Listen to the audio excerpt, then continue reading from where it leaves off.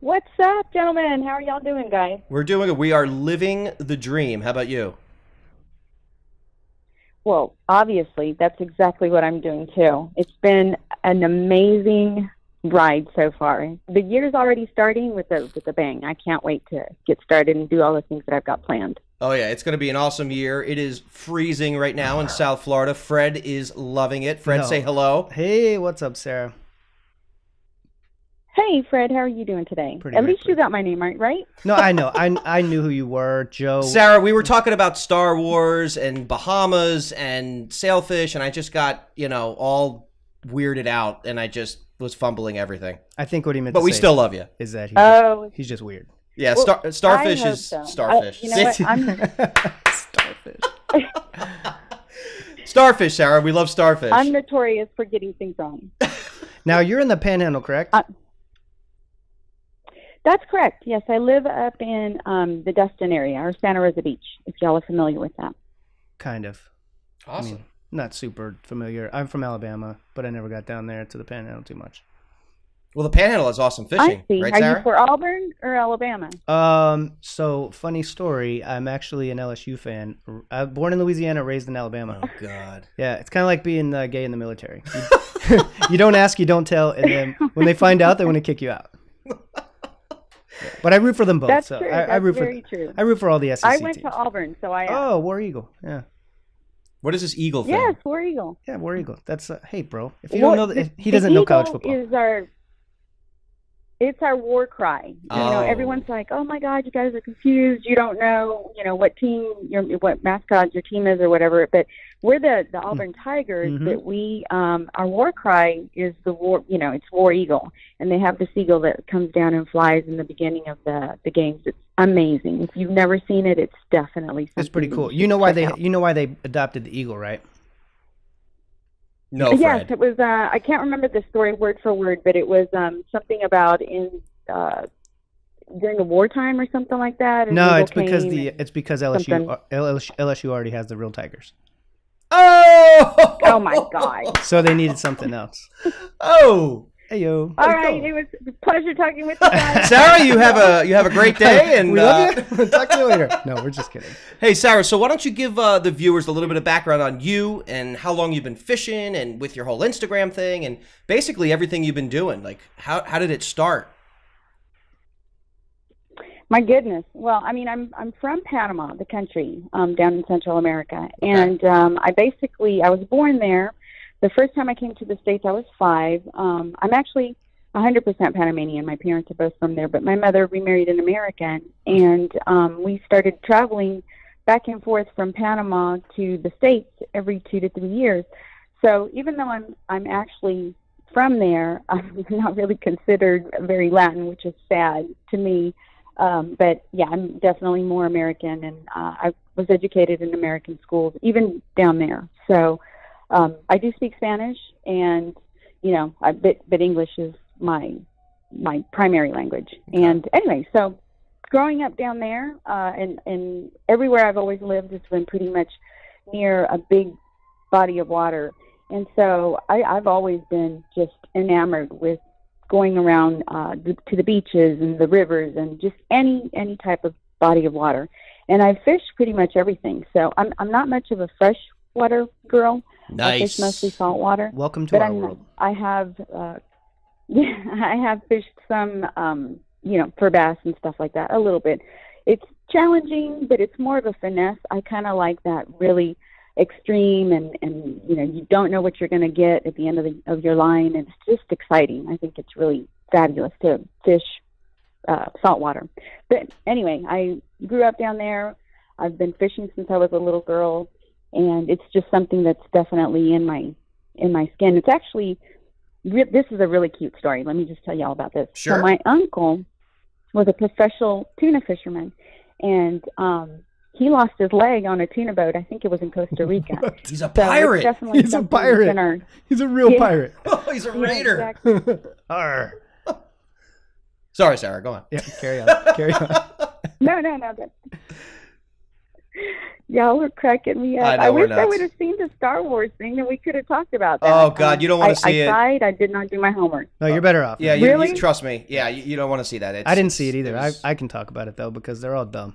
Sarah, it was so disappointing for me because I am truly like at heart a Star Wars like fanatic. And Can I interrupt? Because Yes. she was telling a pirate story, and now we're talking. Oh, about I don't Star even know Wars. how we got here. Oh yeah, Yeah. pirate story. Your Can you uncle. tell us about your uncle who lost his leg? Sorry. That was not your fault. Oh, well, yeah. Joe I will jump do that around. to everyone. Yeah, I do you know, that to it's everyone. like squirrel. I do it too. You know, I interrupt myself, and then I don't even know what I'm talking about. So. That's Joe's fault. Yeah.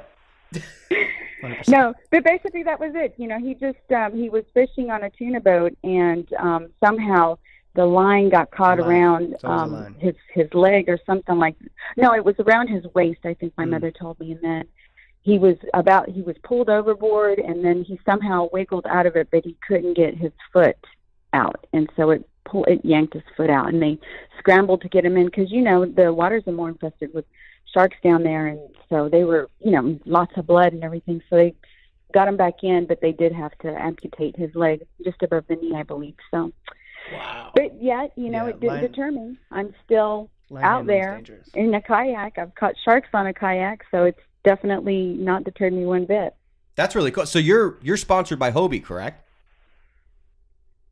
I am. I've been with Hobie for about, I think it was I've been with the Hobie team 3 years. Okay. But I've been fishing on a kayak long before that.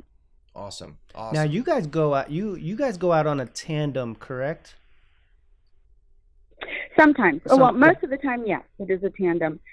That's good Go ahead, because I'm you have sorry. someone else to like film you when you're catching fish. Because most of us, Yeah, but you know what though? that's awesome. Sarah, I mean, what do you think of this? Like, I always feel though with a tandem, like I personally kind of like being in a single kayak better because I feel like in a tandem, it's like you got like two brains in one body.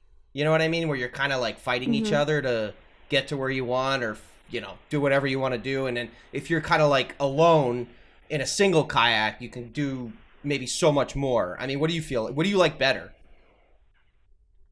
Well, I mean, you know, there's pros and cons to everything. Sure. Let me tell you what I think is positive, and then I'll tell you, you know, the negative parts. But basically, and I fish, the back of my boat is actually Simon, and his name is Dr. Simon Outdoor Fishing or something like that on Instagram. And he's my boyfriend, but we started off on a tandem before. It was a Hobie. It wasn't a Hobie. It was I can't even remember. I think it was Ray Marine little boat or something, or kayak, sorry.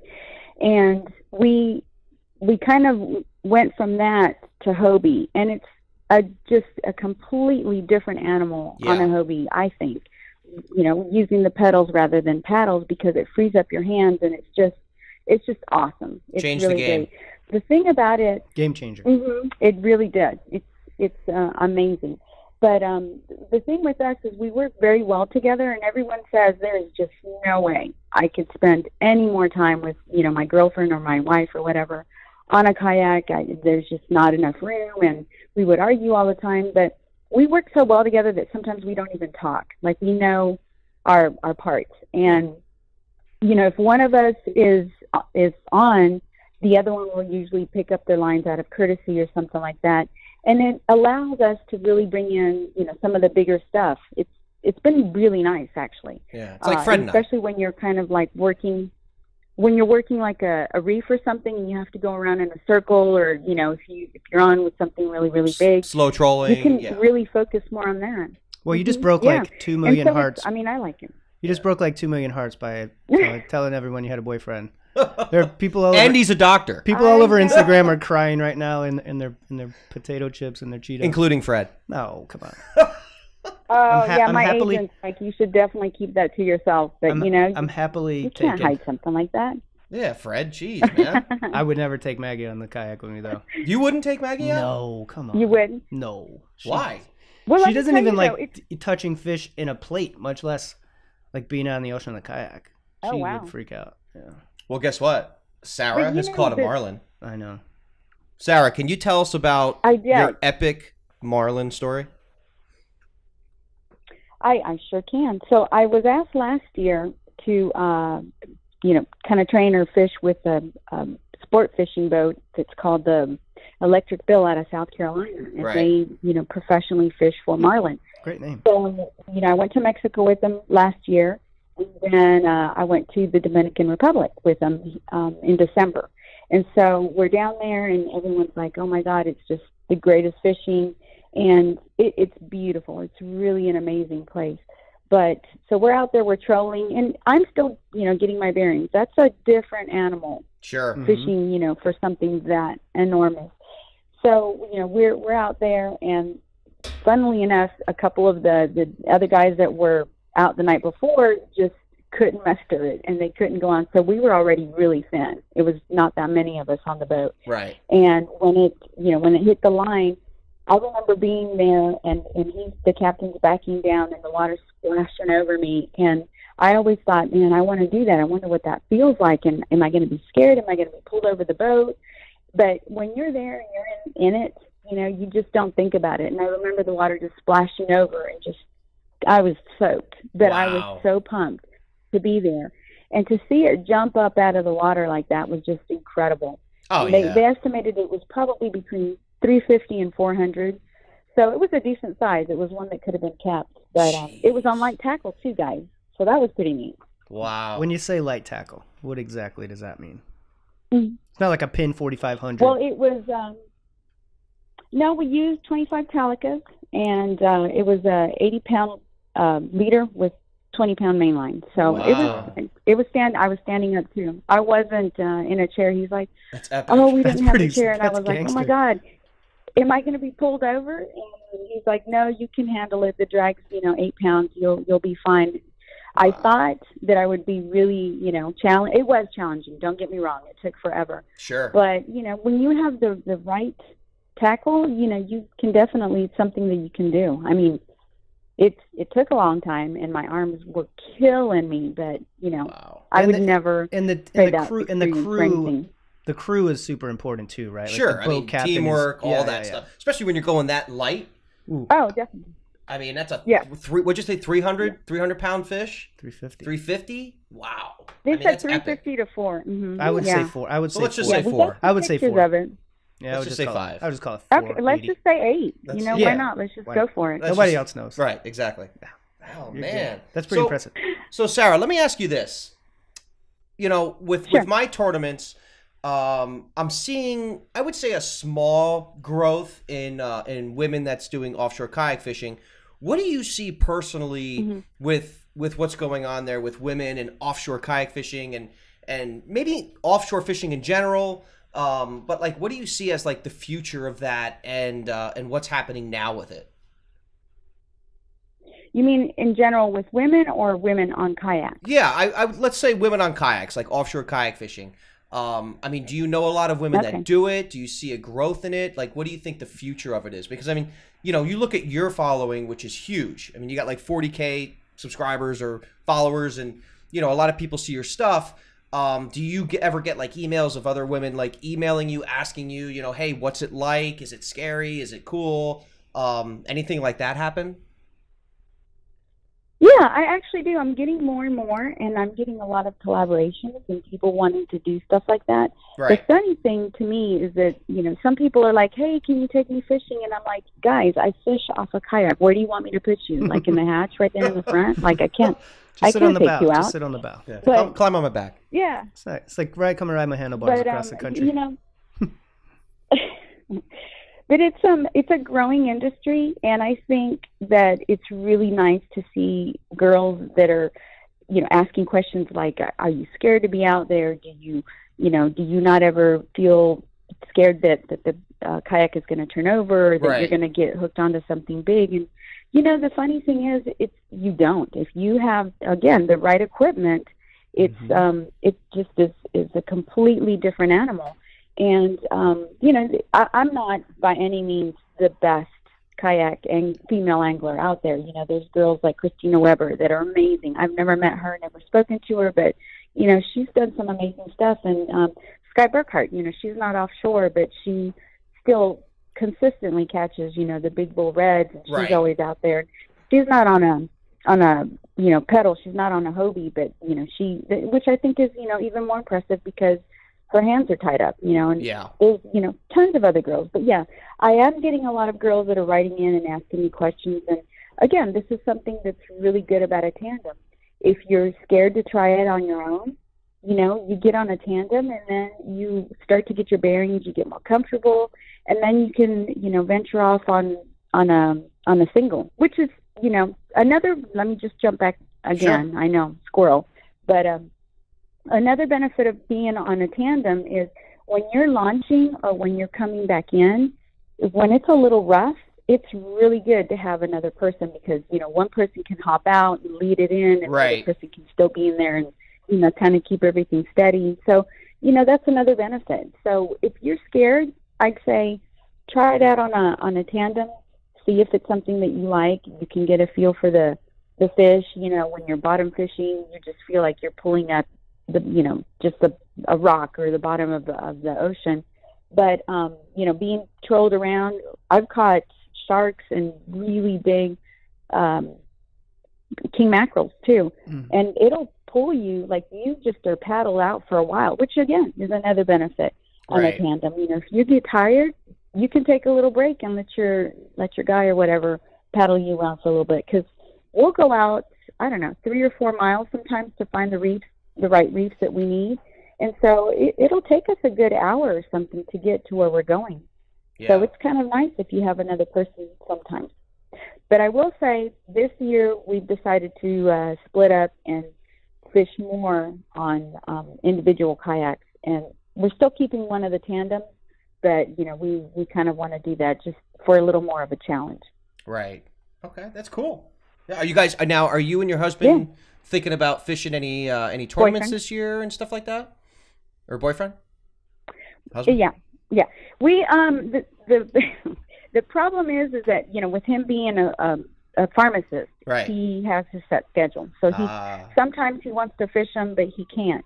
And then the thing with me is, I'm scheduled out months in advance sometimes. So when I want to do it, maybe he's not available or vice versa. But we want to do more tournaments. We did one of the Hobie ones, I think it was in Navarre, I don't know if it was last year, the year before. Okay. So if it fits, then definitely we will. But, I can tell you, the rest of my January is already booked. And I'm already booked into, I think, April or May with some stuff. So, but I definitely want to come out and do one of y'all's extreme, maybe the shellfish one or the wahoo that you do down south. Yeah, no, definitely want to do that. Sarah, we would love to have you come to Pompano Beach, and we got, obviously we got the Sailfish Smackdown, which is now a series taking place. We got the first part of it this January, and then we got the second part in April, and then we have our summer series where all those big wahoo are caught that everyone keeps talking about. So, hopefully we could see you at one of those events, and you can fish an extreme tournament. I mean, man, I just again, your pictures on Instagram are awesome. So I encourage anyone listening to this show. Sarah, what your Instagram is Sara Salt, right? It's Sara Salt, but it's Sarah_Salt_. Okay. But I do hashtag Sara Salt, so if you can't remember, you can just pull up the Sara Salt hashtag, and it should take you to at least one of my pictures. Awesome. Okay. Well, listen, Sarah, if people have questions and maybe they want to get a hold of you, do you have a website, an email you can give these guys so they can ask you some questions? Well, right now I'm still working on the website. Okay. My agent's been after me to do that. I do try to answer if it's a legitimate, question about fishing or, work or something like that. In other words, guys, don't be sliding into those DMs, boys. Don't be sliding. Be good, guys. Legitimate fishing questions, okay? I mean, if you sit down to answer every single thing, hey baby is not something that I'm going to pick up. You're not even looking. I say that to Fred all the time. Never answers me. That's how Joe addresses me. Do you? Yeah. Hey baby. What's up, Fred? Oh, how you doing? Oh man. Well, Sarah, listen. I've gotten proposals and all kinds of things. So you never know. You have to open them up and see what people are. Yeah. Whoa, Sarah. Wait. That is a story I want to hear. So wait, real quick. Because we got to go here in a minute, but tell me about this proposal. Oh, Which one? No, I'm not trying to be by any means Dude, like, it happens every day. look at me, but no. He's never seen Instagram, so he doesn't know how this works. He doesn't know. He looks at Instagram once every 20 hours. Yeah, that's true. I got someone that does that for me. Yeah, I don't know. At least once a week or once every 2 weeks, I get somebody saying, "Hey, do you want to get married?" And I'm like, "Come on, didn't you see? I'm not available." But Unbelievable. And they're like, "Well, keep me in mind. Keep me in mind if anything ever happens." And like, I'm going to keep a little list and go, "All right, Brandon pissed me off, so let me see who I can go to dinner with and maybe get married." Yeah. Wow. I thought I heard it all, but no, come on. Obviously, Sarah. It's Instagram, buddy. It's Instagram. Yeah. Well, Sarah, listen, we really appreciate you calling in the show. You're an awesome girl. We were talking on the phone before the show, and like I said, you're a joy to talk to. You're really cool. You're down to earth. Your fishing pictures rock. So all around, it's just it's just great talking to you. Oh, you're awesome. Can I call you every day to get this treatment? This makes me feel good. Special guest every episode. Special exactly. guest. Sarah, the special guest. The Sara Salt segment. Right. I like that. Boom. Sara Salt segment. Oh, we could do that. I know, right? I think you guys should bring your party up here, and we need to have a tournament up here in our beautiful, emerald waters. It's beautiful. Hey, you never know. You never know. Is the weather anything like it is in Texas? The sun will rise. Is it ever anything like Texas? Because then we won't. A little too unpredictable. No, I mean, we have great weather here. Destin is amazing fishing, and I mean, it's just beautiful here. We catch everything from bottom fish to we troll. We've even caught tuna out here. It's possible, and shellfish and tarpon. I mean, we have a variety of things. So let's get on that. I know you guys have to go, so let's just talk about it and see what we can come up with. Definitely, Sarah. Well, listen, it was awesome talking to you, and we will talk soon, and hopefully we'll see you at one of the extreme events coming up in January or this summer. Yes, for sure. All right, guys. Joe, thank you so much, and we'll talk soon. Have a great day, and Happy New Year. Happy New Year, Sarah. May the force be with you. Thanks. Bye.